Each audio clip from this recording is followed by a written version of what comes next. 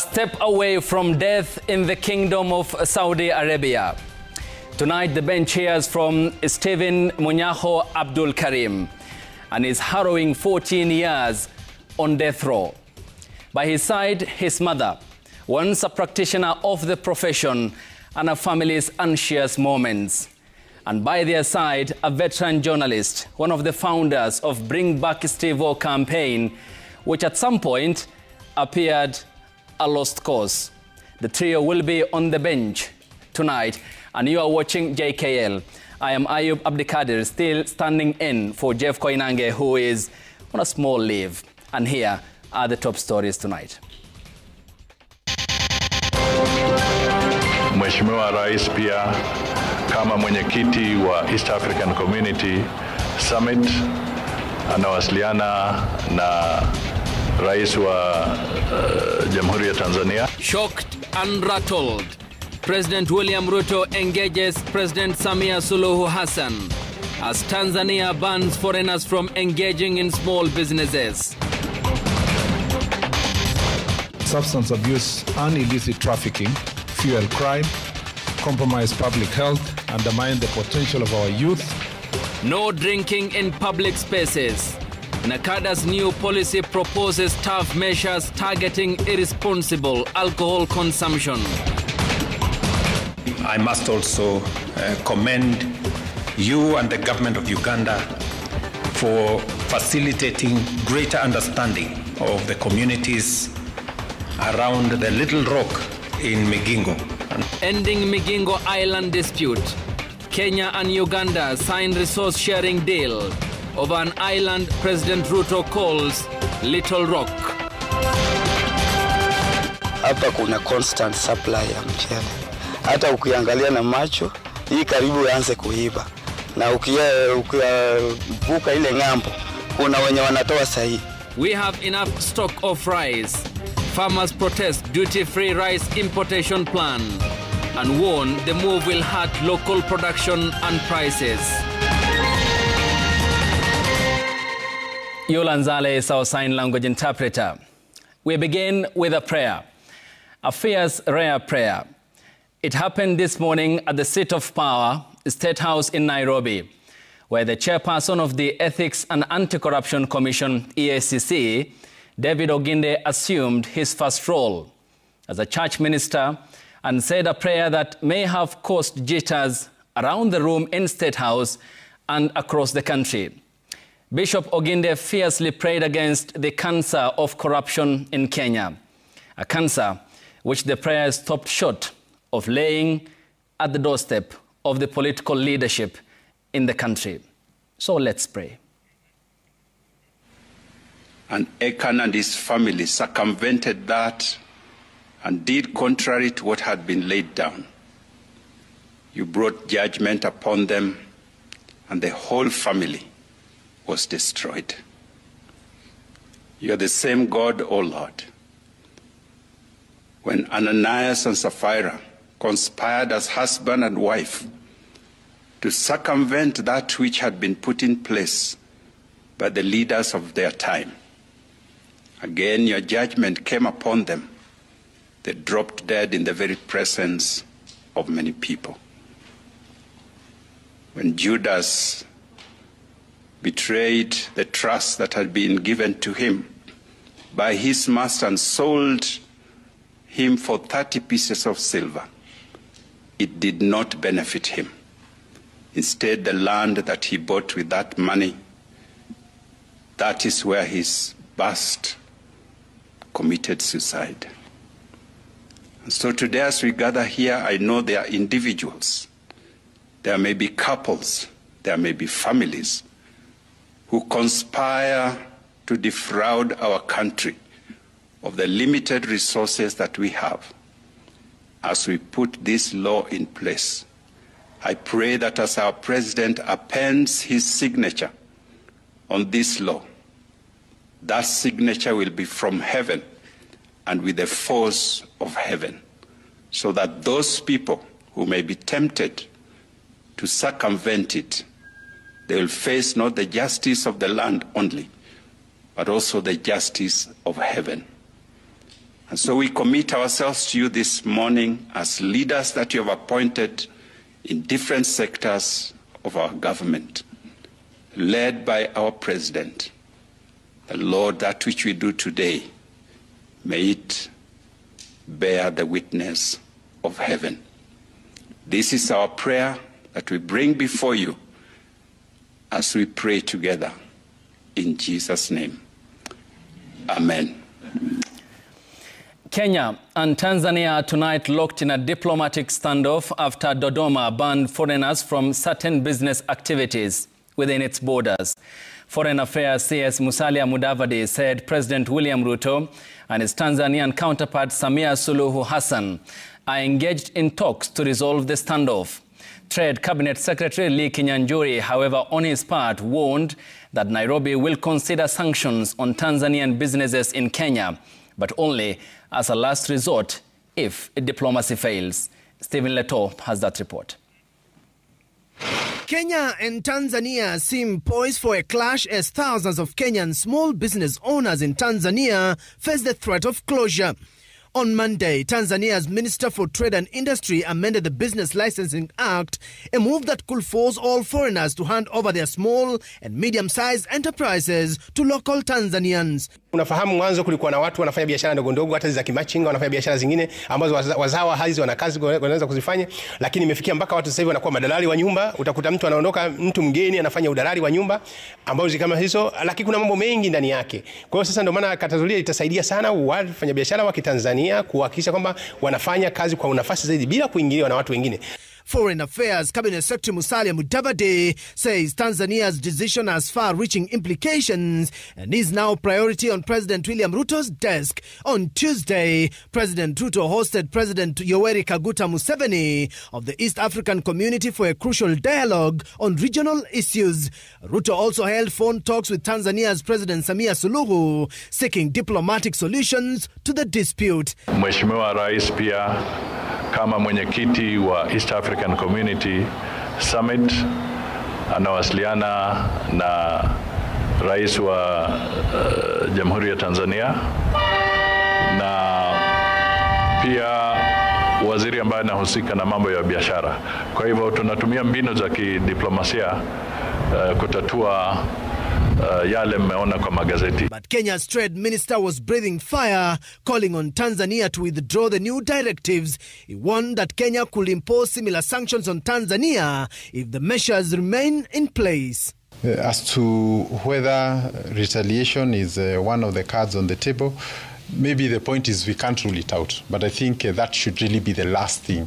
The first thing is to give diplomacy and negotiations an opportunity. And that's really the direction we want to go. In the new order by Samia Suluhu's administration, businesses such as retail shops, mobile money transfers, mobile phone repairs and saloon services are reserved for Tanzanians only. Home managers, curio shops, real estate brokering, clearing and forwarding services and ownership of gambling machines are now exclusively for Tanzanians. Very many Kenyans are working within the broader East Africa, especially in areas of IT, in areas of SME, and many others. And I think we would want to continue to give Kenyans and citizens within the East Africa community an opportunity to work anywhere that opportunity presents itself. Tanzania is facing accusations of violating East African community agreements that guarantee free business access across member states. Stephen Leto, Citizen TV. Kenya and Uganda have reached an amicable deal to end their long-running dispute over the contentious Migingo Island. The agreement will see the neighbors share the island's resources, bringing hope for an end to years of border tensions and joint security patrols. Here's Emmanuel Toh. For about 20 years, Migingo Island, a rock about the size of half a football pitch, has been the focus of tensions, with Kenya and Uganda both claiming it. But the long-standing conflict could soon come to an end following an agreement signed Wednesday at State House, Nairobi, between President William Ruto and President Yoweri Museveni of Uganda.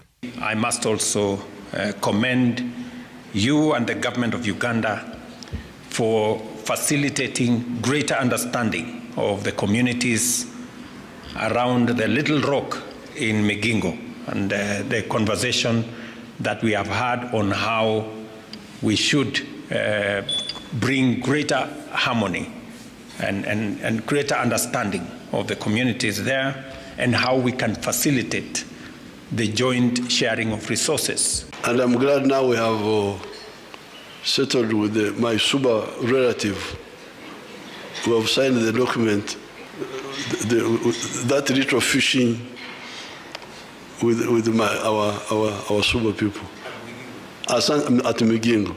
President Museveni, who is in Kenya on an official visit, joined President Dr. William Ruto to sign 8 new MOUs, including one on fisheries and aquaculture, focusing on sustainable management and joint capacity building. And the MOU that has been signed here on fisheries will also facilitate the use and sharing of the resources in the blue economy in a manner that does not create acrimony. At the heart of the conflict over Migingo Island are its fish-rich waters, home to the rare and plentiful Nile perch. The island is reported to be home to around 500 residents. Kenya and Uganda also agreed to strengthen trade ties, particularly in light of Tanzania's new directives, restricting non-Tanzanians from participating in many small-scale trades. We emphasize the need for a principled, practical, and time-bound resolution of these barriers, given their direct impact on livelihoods, especially for farmers and traders. They have invited me to talk to the National Defense College tomorrow. I will talk more about this issue of waking up, kuamuka, and rationalization. The two countries also signed deals on the extension of the SGR from Naivasha to Malaba and the dualling of the Rironi-Mau Summit Busia border road. Emmanuel Toh, Citizen TV, Nairobi. Rice farmers have opposed the government's directive to import 500,000 metric tons of milled white rice, saying they have enough stock that could lower the current deficit in the country. In a Gazette notice issued on Tuesday, Treasury CS John Mbadi opened the duty-free window for imports, which will last up to the end of the year. The Ministry of Agriculture had, however, projected lower yields due to the recent erratic weather patterns, which affected the availability of water for irrigation, as well as rain-fed production of rice. Laura Otieno has that report.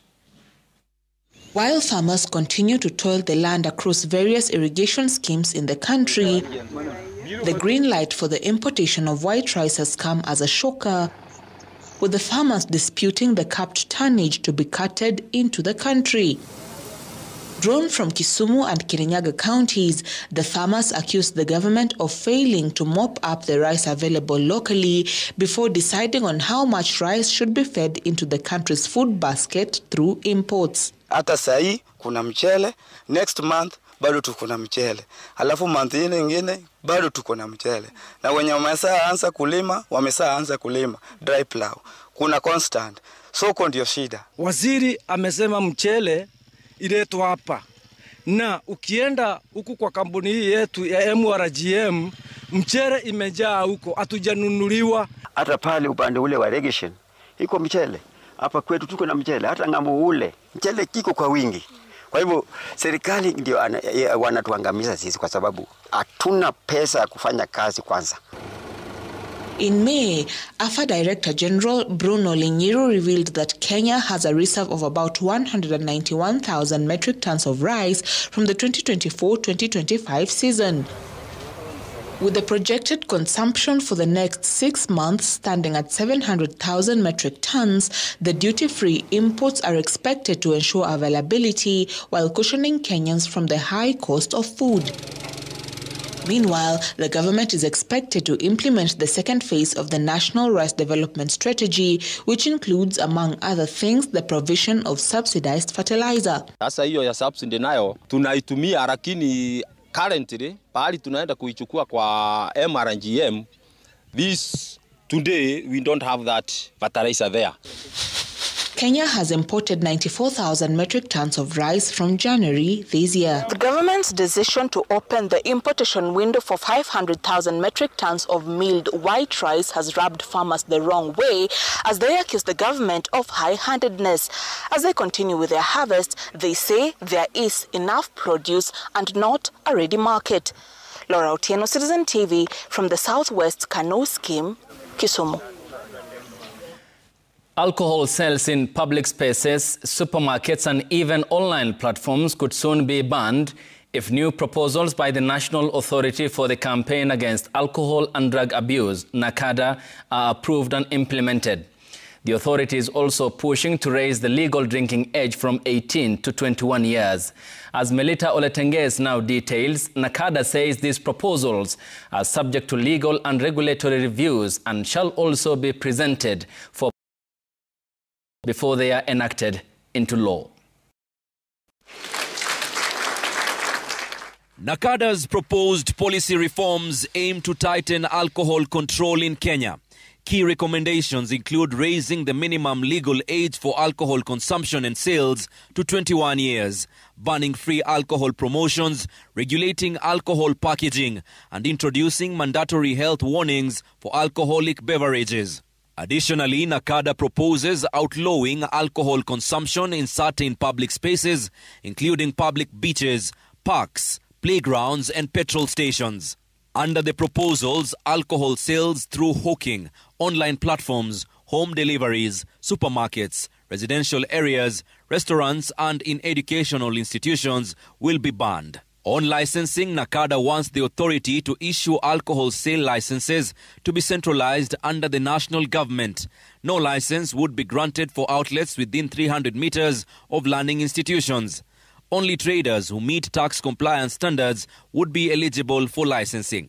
NACADA is also pushing to ban alcohol advertisements on media platforms between 5 a.m. and 10 p.m., as well as prohibiting any form of online alcohol advertising or promotion. Substance abuse and illicit trafficking fuel crime, compromise public health, undermine the potential of our youth, destabilize families, and erode the very fabric of our communities.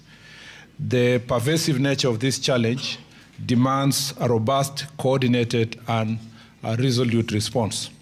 This policy is a call to arms.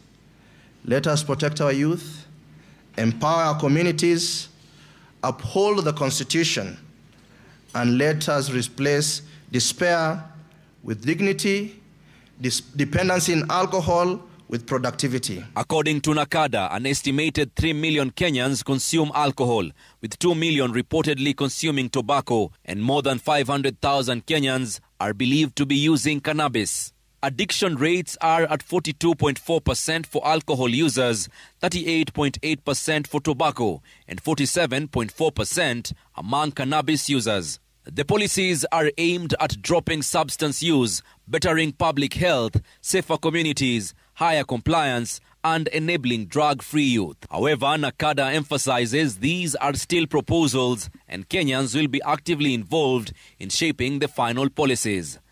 Melita Oletenges, Citizen TV. Interdicted Central Police Station OCS Samson Talam and his 5 co-accused, including 2 police officers, will have to wait until September the 26th to know whether they will be released on bail as they await for the trial of the murder of teacher Albert Ojwang. During a bail hearing held on Wednesday, defense lawyers urged the court to release officers Talam, James Mukhwana, Peter Kimani and 3 others, arguing that they pose no flight risk. Talam's lawyer Danstan Omari told the court that his client is a family man with children, including minors who depend on him, and should therefore be granted bail. However, the prosecution opposed the application, warning that the accused could interfere with witnesses or tamper with evidence if released. The prosecution also raised concerns, stating that the officers still maintain active links within the police service and could potentially use their networks to obstruct justice. The other accused in the case are John Ngege and Gin Amotiu Abuao and Brian Moneke. That those young kids need their father to mentor them, to guide them, and to look for school fees. That his salary now, my lady, has been cut into half. He must come out, either get a mkokoteni to push to get the balance to pay school fees for those kids.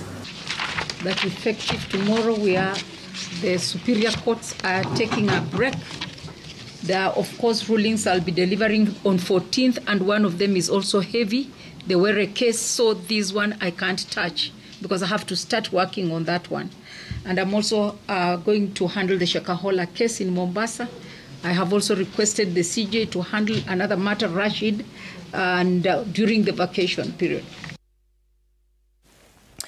The Ethics and Anti-Corruption Commission now has powers to institute proceedings for forfeiture of undeclared or unexplained assets belonging to public officers found to be in conflict of interest. President William Ruto, who assented to the Conflict of Interest Bill, Act 2025, into law at State House in Nairobi, said the move paves the way for tougher regulations against unethical conduct in public service. Seth Olale has that report.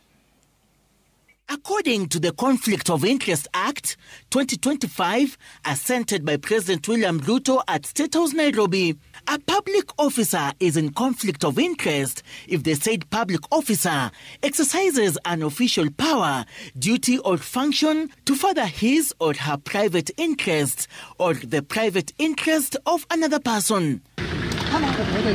The private interests of the public officer can reasonably be perceived to impair or influence the public officer's ability to act objectively in the performance of an official duty, or the public officer has private interests that could conflict with the duties of the public officer in future.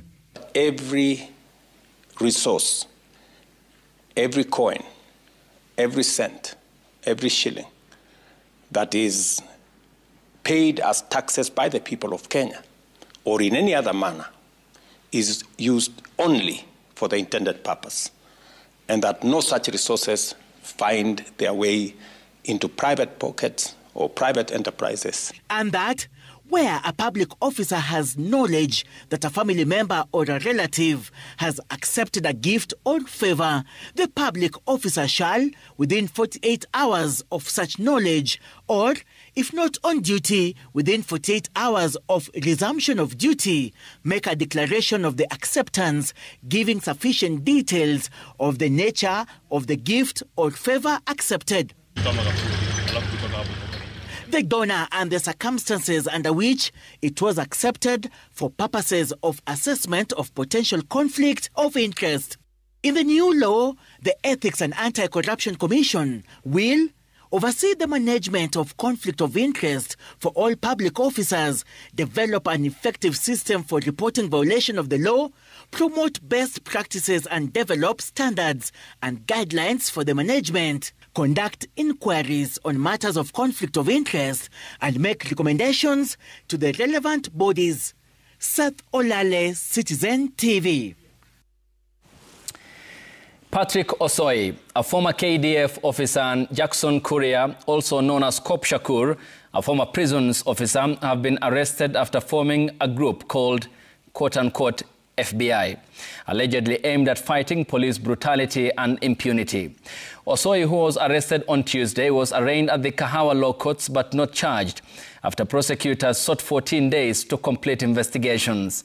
He is expected to face 4 counts, including possession of a firearm and ammunition without a certificate, as well as offences linked to terrorism. Kop Shakur, on his part, was arrested when he showed up in court in solidarity with his friend, as Gatete Njoroge now reports. Standing tall and defiant, clad in a black t-shirt boldly emblazoned with the name Osoi the Sixth, as he calls himself, Patrick Osoi faced his accusers behind the bars of the Kahawa Law Courts just hours after his arrest in Langata. A former KDF officer, Osoi was apprehended for allegedly forming a group that brings together disgruntled current and former security officers. the movement which uses the name FBI, which means fighting brutality and impunity, wear uniforms and caps resembling military regalia. They have also been captured on camera with assault rifles while training at shooting range fields. The prosecution. Osoi, who is the team leader of the movement out to probe police excesses in the country, was not charged after the prosecution requested for 14 days to detain him to complete investigations.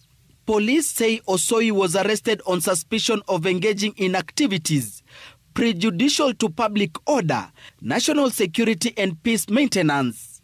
Osoi is expected to face charges of preparing to commit a felony, possession of firearm, possession of ammunition without certificate, and offences relating to terrorism recruitment and facilitation. Because this application... Lawyers representing Osoi in their submission asked the court to allow them cross-examine the investigating officer, Josephine Korir, before arguing the application on whether their client will be released on cash bail or not. An application that the court granted and directed that the case be heard on Thursday. Present in court during the proceedings was Jackson Kuria, famously known as Cop Shakur, a former prison officer who was dismissed after supporting the Gen Z cause in 2024 by carrying placards bearing anti-Ruto slogans. They want to arrest me. I'm here in Kawalokot. Cop Shakur, a member of FBI, was however detained before leaving the court precincts after police officers blocked his car. He is now expected to be arraigned, even as police say they believe members of the FBI group are in possession of sophisticated special weapons, are well trained and skilled in handling firearms, and can mobilize and influence the public into war. Another police officer, Kimathi Hiram, who is also a member of the movement, is on the police radar. Gatete Njoroge, Citizen TV. Time for a break here on the broadcast. When we come back, some few stories to run you through. And on the bench tonight, the Arabian miracle of Steve Munyaho Abdul Karim. His journey to the Kingdom of Saudi Arabia, how he went there, what really happened, and his journey to Islam, and his journey back home. His mother will give us her accounts when she heard the news, how she responded, and the founder of Bring Back Steve O campaign, who will also tell us how at some point it all appeared a lost cause. After the break here on the broadcast, stay tuned.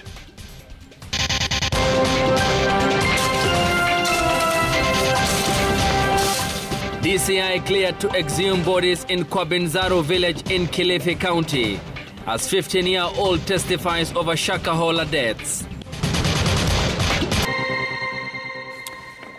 Thanks for staying with us. This is JKL. A day after Citizen TV highlighted the plight of baby Vikram, who had been detained at Abian Hospital in Eastleigh, Nairobi County, the Kenya Medical Practitioners and Dentists Council has intervened. The council has ordered Abian Hospital to release the child immediately. KMPDC officers visited Abian Hospital in Eastleigh to effect and oversee the transfer, and later accompanied the baby and his mother to the Kenyatta Teaching and Referral Hospital, where he will receive the requisite treatment. And as Mary Mwoki now reports, the CEO of the KMPDC, David Kariuki, says the council has launched investigations into the operation of the facility. Officers from the Kenya Medical Practitioners and Dentists Council KMPDC visited Abian Hospital in Eastleigh with orders for the immediate release and transfer of baby Vikram. The officials first conducted an assessment of the facility, with a source at the hospital telling Citizen TV that Abian Hospital was found to be offering services they were not accredited for.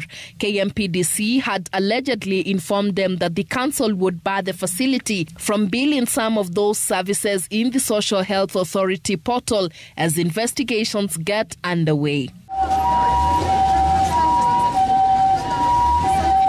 At around 5 p.m., baby Vikram was finally wheeled from the hospital to this waiting ambulance. Relief and joy evident on his mother's face, and hope that her baby would finally receive the care he so desperately needs. Shukuru watu wa Citizen walitusaidia. Sasa tumepata nafasi, mtoto anaenda KU. Watu wa KMPCD walikuja wametusaidia kuchukua mtoto na kumpeleka KU. Kenya na waomba muendelee kutusaidia juu hapa kwa hii hospitali tumefanya kuandika hiyo bili, tutailipa lini, kwa muda gani. Kwa sasa sisi hatuna pesa ya kulipa hiyo bill. Earlier in the day, we met this family that had also come to transfer their loved one from Abian Hospital after Citizen TV aired baby Vikram's story last night. The family says their patient had also been in ICU for 2 months with no relief in sight. Tumeamua kutoa mgonjwa kwa sababu bilo imeenda juu sana. Wakati wote alikuwa ICU. Na bado bilu imepanda juu, iko milioni 5. Tulikuwa tunampeleka Kenyatta. Alafu wale tulikuja nao wakasema ate ile nini wako naye hawezi fika Kenyatta.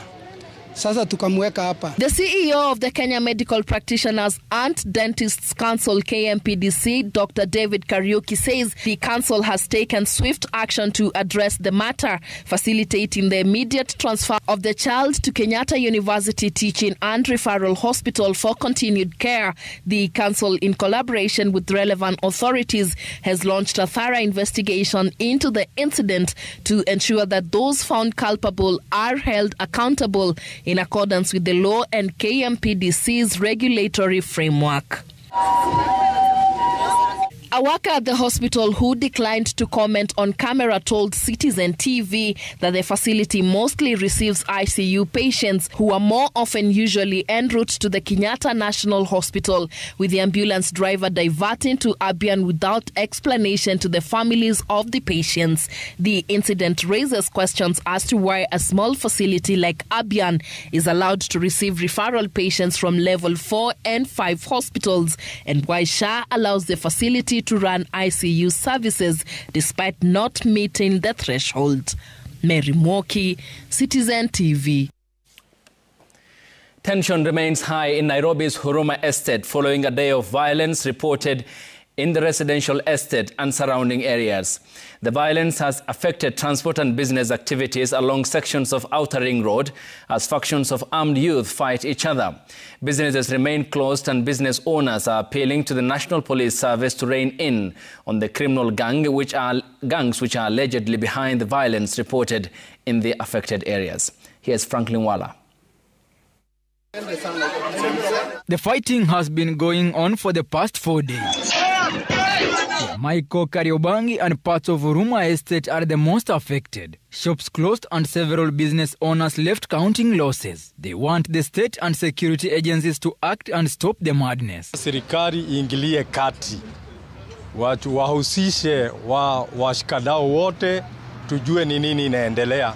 Kwa maana hapa Kiamaiko sasa imekaa, hatujui kama tuko kazi ama hatuko kazi. Biashara zetu zifai kuwa zinavu na sisi ni maasla, hatuna kakitu kakuhaya watu tukajimobilize wenyewe ndo tukeka kitu tu tunaomba manze tuweke amani wasansani wameokopa. Affected victims saying gangs of armed youth involved in the mayhem are dangerous. The armed gangs take advantage of such situations, targeting business and vehicles during the chaos. Outer Ring Road becoming a no-go zone due to the fighting. Wanazuana wao wenyewe kwa wenyewe. Hiyo ndo shida hasa, maana ya kufanya watu wafunge biashara. Na wengi wao wanatembea na mapanga. Sasa uwezi fungua biashara yako uangoje wewe mwenyewe. Gari ilikuwa parking, iko na kio, imevunjwa, imechukuliwa side mirror. Police have been blamed for failure to tame the insecurity and restore order. However, police insist they have been able to contain the situation with the aim of restoring normalcy. Wednesday's fighting was sparked by a retaliatory attack after a victim from one of the factions was attacked and maimed during a previous outburst of violence. Franklin Wala, Citizen TV. The Directorate of Criminal Investigations, DCI, has been granted permission by a Malindi court to exhume bodies believed to be buried in shallow graves at Kwabinzaro area in Kilifi County. In the court directive, Resident Magistrate Irene Dhamari instructed Chief Government Pathologist Dr. Johansen Odwor and the Homicide Unit of the DCI to lead the exhumation exercise.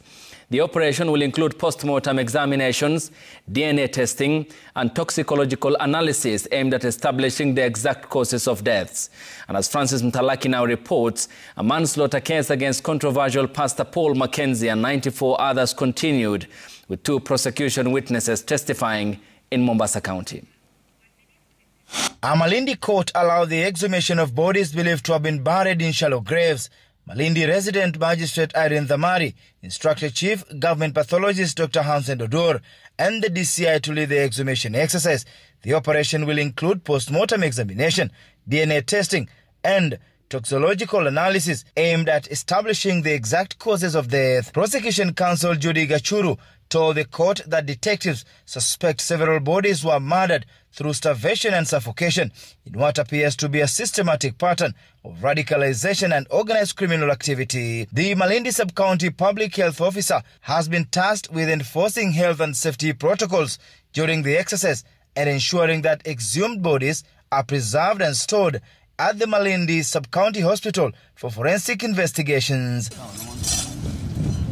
The Homicide Unit is planning on logistics and assembling a forensic team to carry out the exercise.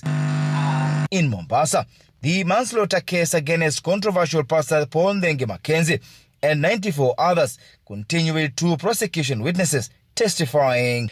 The first witness, a 15-year-old, said he was weak for lack of food and water and was instructed to do so to hasten his journey to heaven.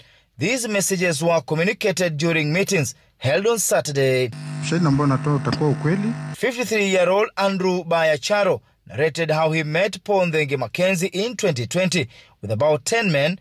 Mackenzie claimed they were clearing the bush for farming deep inside Chakaola Forest, and 2 years later, the witness claims Mackenzie and his team started encroaching the land. Later, reports emerged of people fasting to death in the area. The case is set to continue on Thursday in Mombasa. Francis Mtalaki, Citizen TV.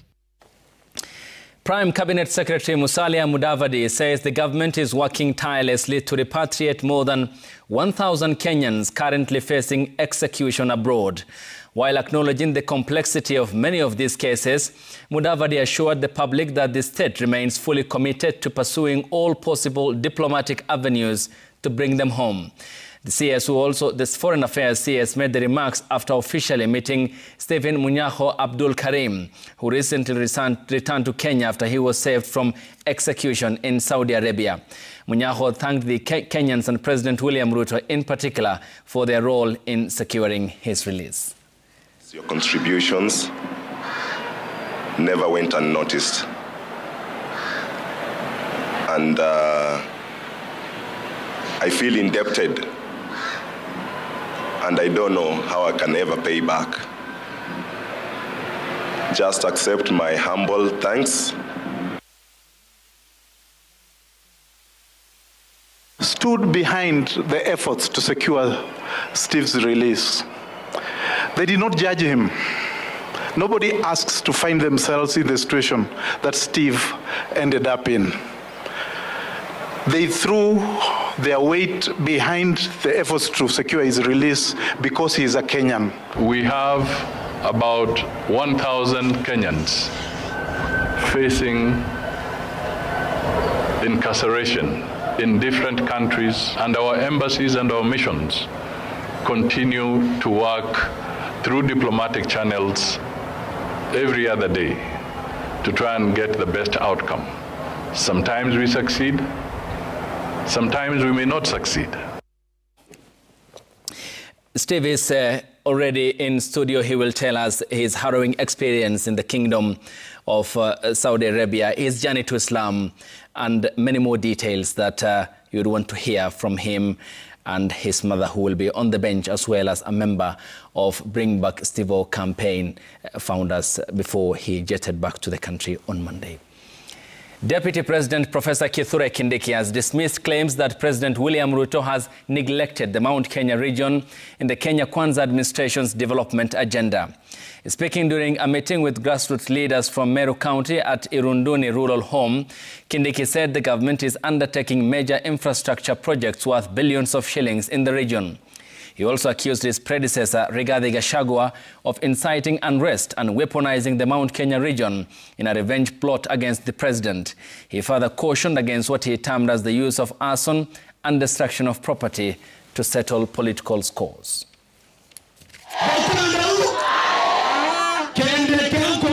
Hatutakubali siasa tena ya uchochezi kuharibu mali. Acha tushindane na sera, kila mtu ause sera yake, ule atafanikiwa tumuombe akuwe kiongozi wetu, ule hatafanikiwa angoje, Mungu atamsaidia siku nyingine. Jiulize wewe, mbona tangu 1963 hakuna siku nyingine tumechoma mali yetu sisi wenyewe? Si tumeishi kwa amani? So safari hii wale ambao wameleta fujo hapa Meru wajue hiyo siasa lazima ikome. We will not allow anybody to import violence and destruction here.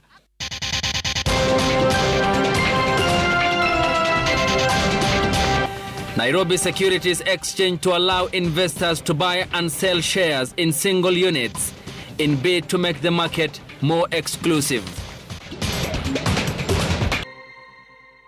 Thanks for staying with us. You're watching JKL. The M-Pesa Sokoni Caravan took its festivities to Western Kenya, touring the counties of Vihiga, Kakamega and Bungoma as part of celebrations marking 18 years of M-Pesa's success in Kenya. Safaricom, in partnership with the Royal Media Services, is bringing these celebrations closer to the people.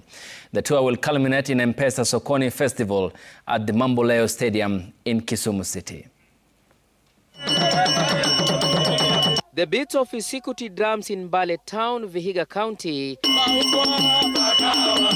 signaled the arrival of the M-Pesa Sokoni Caravan in the Western region. M-Pesa! Residents turned out in their numbers to welcome the caravan, and they were not disappointed, for they received gifts from Safaricom as part of the celebrations marking 18 years of mobile money services through M-Pesa. Wameboresha huduma yao ni ya kufurahisha, kwa sababu kama wakati huu tumepewa bundles za 20 bob, unaweza weka 250 MB, utabrowse, utatumia kwa mambo yako ya haraka haraka. Hata nikisafiri nikienda Uganda, huduma wa M-Pesa iko sawa. So to our customers, we are saying asante sana for walking this journey with us, for allowing us to walk into your lives, to allowing us to walk into your businesses, to ensure that our sub-products and services are able to support you in your journeys. Asante sana to the RMS network for the support that they continue to give us throughout our entire activities. We've had your presenters here with us, celebrating with us, exciting the crowds with us, and this is a great partnership. Again, speaking to the power of partnerships as Safaricom continues on its journey of growth. Karada mtu wangu. Na ukipatana conman, forward hiyo namba kwa 333. Sawa mtu wangu, hatutaki conman kabisa. Data privacy, information yako iko very safe na Safaricom hawapeani information yako kwa mtu wowote. M-Pesa imerahisisha maisha yao, sio? The highlight of the tour will be the M-Pesa Sokoni Festival at Mamboleo Stadium in Kisumu. It's free, come with your families, and then later on in the evening after 6, it's 18 and over. So if you want a good time, like for me, I'm excited to see Costa in the evening. He's one of my favorites. Come join us at Mamboleo Stadium. The caravan takes the celebrations to Busia and Siaya counties tomorrow. Steve Shitera, Citizen TV, Chwele, Bungoma. Business News, brought to you by Definite Assurance. We've got you covered. Fast claims settlement, PSV, private and commercial vehicle insurance. Visit definiteassurance.com. Definite Assurance. You are definitely covered. Uko nao. Some business news, and investors will now be able to buy and sell shares in single units at the Nairobi Securities Exchange. This significant change, aimed at increasing participation among ordinary Kenyans, takes effect on the 8th of August.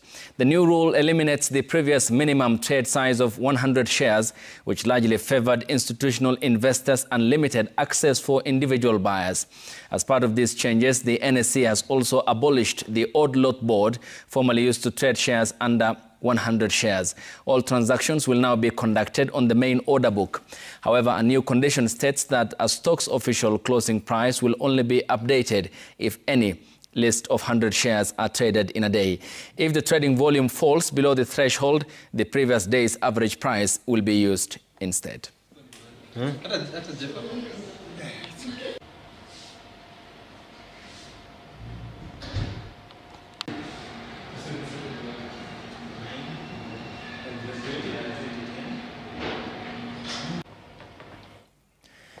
Equity Bank has inked a strategic asset financing partnership with the CFAO Mobility Kenya to drive affordable motor vehicle ownership, with an initial focus on improving school transport.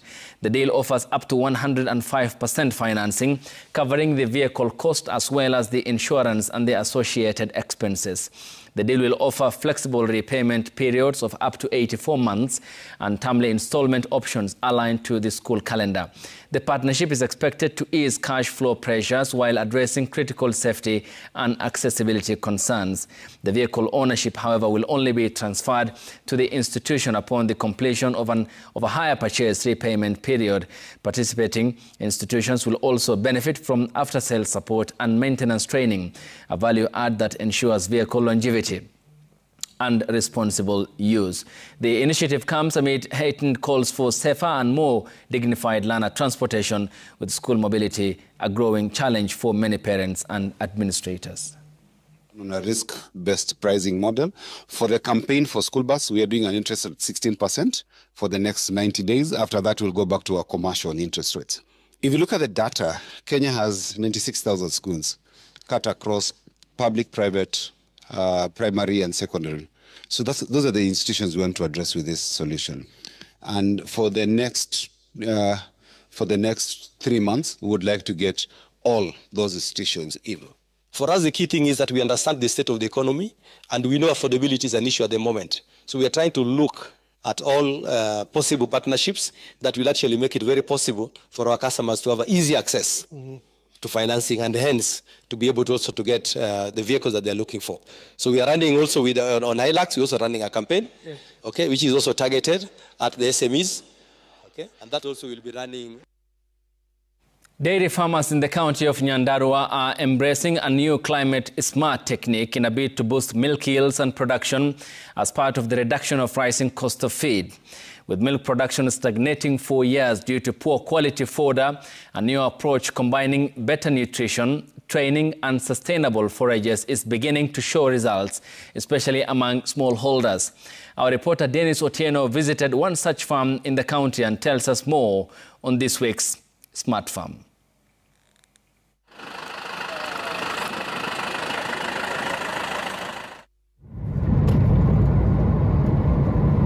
In Nyandarua County's cool highlands, dairy farming is both tradition and lifeline. But poor quality forage and rising feed costs have kept milk yields frustratingly low for years. With the number of animals I have in this farm. Now, a shift is underway. Anthony Mugai, a dairy farmer in Matwiku village, is part of a growing number turning to climate-smart forages to transform production. Back home, my parents used to have cows. So when we were schooling, we used to make a lot of cows and a lot of milk. We could milk before we go to school. So I had a passion for that. After years in Nairobi as an engineer, Anthony returned home hoping farming would offer better returns. But like many, he struggled with low milk output and poor quality feed. I didn't have good fodder. I used to collect netting, which was other farmers were growing, and bringing it here to my shed for the animals. But when the project started here, That is why they introduced me to goat fodder for the cows. By introducing forages like Lucerne, Super Napier and maize silage and tailoring each cow's diet, Anthony saw his production leap from 60 litres a day to over 220. So you mix them together, and then we have the concentrates together. The concentrate is measured with the amount of cow is producing per day. So we don't give them the same amount per cow. We give us the much the cow is producing. The more it is producing from milk, the more concentrate you feed the cow. Today, Anthony not only feeds his own herd, he sells silage and vines to fellow farmers. His success is being replicated thanks to targeted training by dairy experts. Reni Chemtai, a dairy nutritionist, helps small-scale farmers like Anthony build affordable feed plans using what grows best in their regions. At Anthony's place, we were able to establish different varieties of the nutrients climate-smart forages.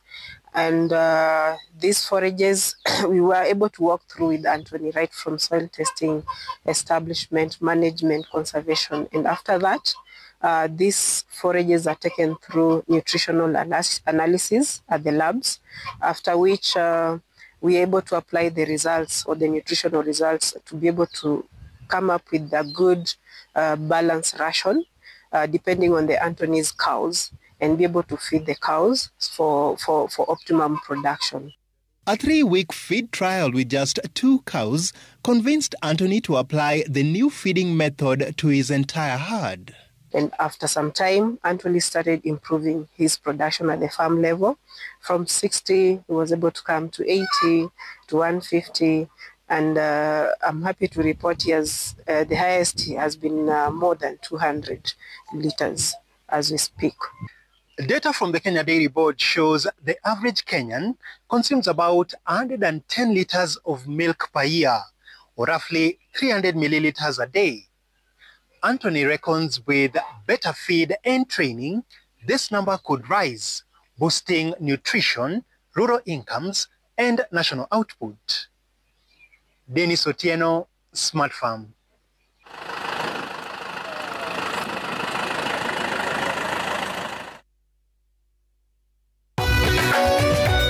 Business News, brought to you by Definite Assurance. It's a Definite that life has lots of miscellaneous risks, meaning you have to be insured against burglary in your home and business. Have a group personal accident cover and Weber. It's a Definite. You need Definite Assurance. Uko nao.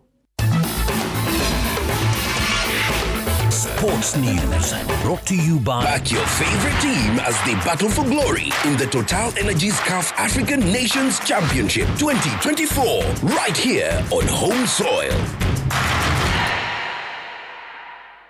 Time for sports. Harambee Stars coach Benny McCarthy has made 3 more changes to the Harambee Stars squad 4 days to the opening match of the CHAN 2024 competition against the Democratic Republic of Congo at the Kasarani Stadium.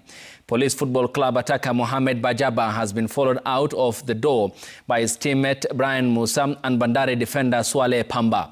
With 3 out, the technical bench has brought in Brian Mishira of Shabana, Tusker FC's Crispin Erambo, and Sofapaka forward Edward Omondi. This brings to 5 the number of dependable players that have exited the team in the last 2 weeks. The Stars take on the Democratic Republic of Congo in the opening match Group A at the Kasarani Stadium on Sunday, the 3rd of August.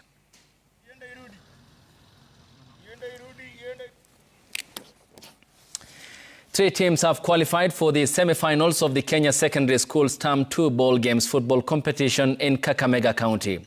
Musingu and Agayo from Pool A and St. Joseph's Kitale in Pool B have all won their 2 matches to make it into the last 4. Defending champions Highways are in danger of elimination after squandering to lead 3 times to draw 3-3 with Kirangari in Pool B. Match after losing 3-1 to St. Joseph's, Highway needed to win to bounce back into the contest. But that was not the case. With St. Joseph's beating Serani, Highway must win against Serani and hope that Chirangari does not win against St. Joseph's. The last pool matches will be played on Thursday with the semi-finals scheduled for Friday.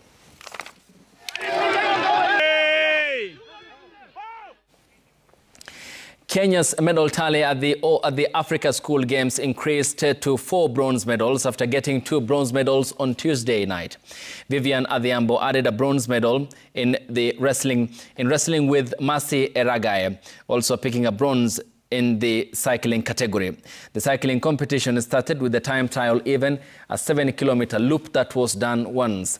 Eliasid Mohamed won gold for Egypt with a time of 12 minutes and 32 seconds. Rosemary Jonette of Namibia won silver timing at 12 minutes and 40 seconds.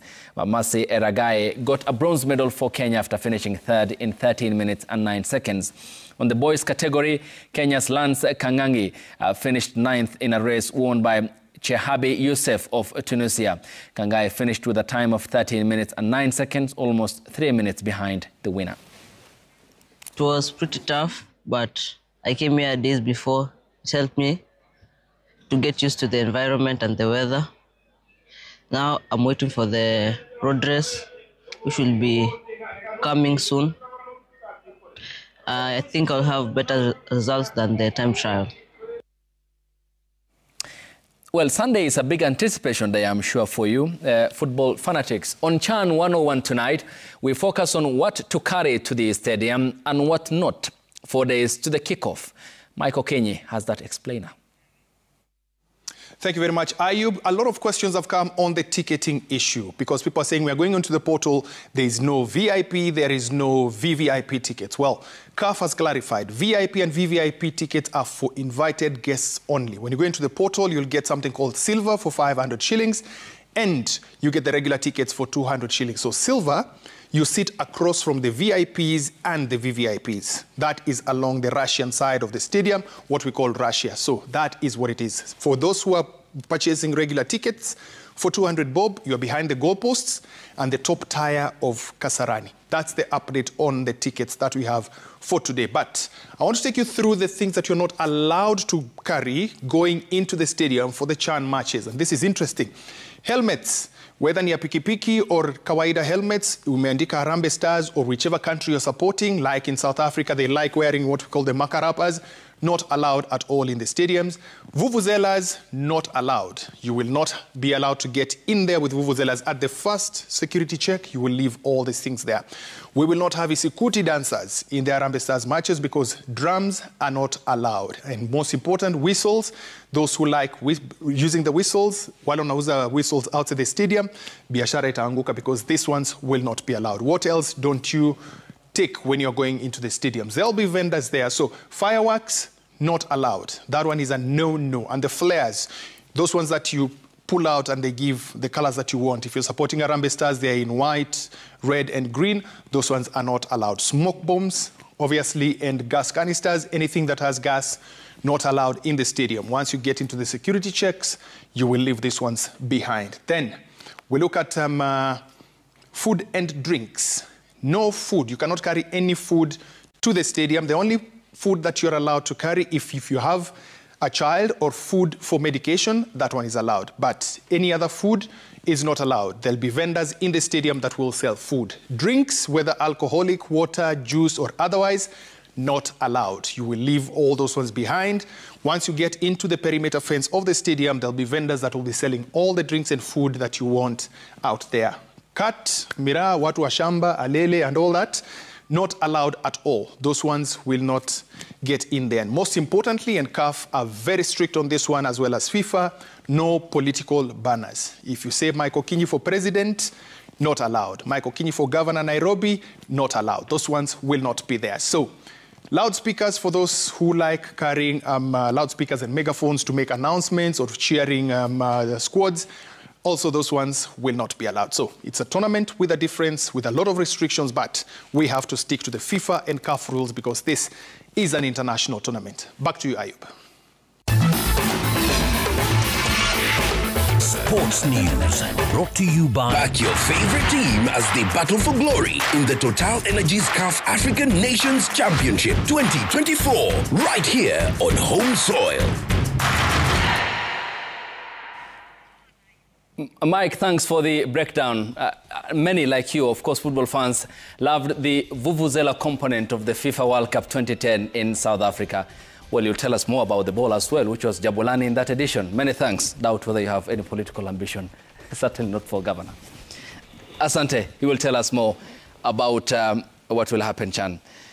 On the bench tonight, the accounts of Stephen Munyaho Abdul Karim, who is from Saudi Arabia. And you know the story of the Kenyan who was there. He will tell us more. And given, of course, what he went through in the 14 harrowing years he was at the Kingdom of Saudi Arabia and facing death. His mother is with us here, and the Unshares Family Moments, and one of the campaign engineers is here, Bring Back Steve-O campaign, veteran journalist Kevin Bosire. Mama, lovely having you here on the broadcast. Thank you. And many thanks. Asante sana. Kevin. Ken. Lovely having you here as well. Thank you so much. Asante. And briefly to you, Steve-O, this has been a long campaign and you are finally back home. You'll tell us more about when you went to Saudi Arabia, how, your journey to Islam, what happened. But briefly, how does it feel to be free and back home finally? It's just amazing. Because it's one of those things that at one time, I was like, I never thought of it would work out. But at the back of my mind, again, I said, there are those rooms for miracles, you know? And I believed that they still do exist. So this is one of them. And really, it's just an amazing feeling to be back home. We'll talk more about also how your experience there had a weight on your family. Mom is here, and also Ken, who was part of the team that pushed the Bring Back Steve-O campaign, and the money therein, what was required, how this very same bench helped push that cause, which at some point the likes of Ken and company felt was a lost cause, and the prayer by the mother at the Jomo Kenyatta International Airport when finally Munyaho landed at the Jomo Kenyatta International Airport from Saudi Arabia. It's a story that you don't want to miss here on The Bench, and we're back with more. Stay tuned.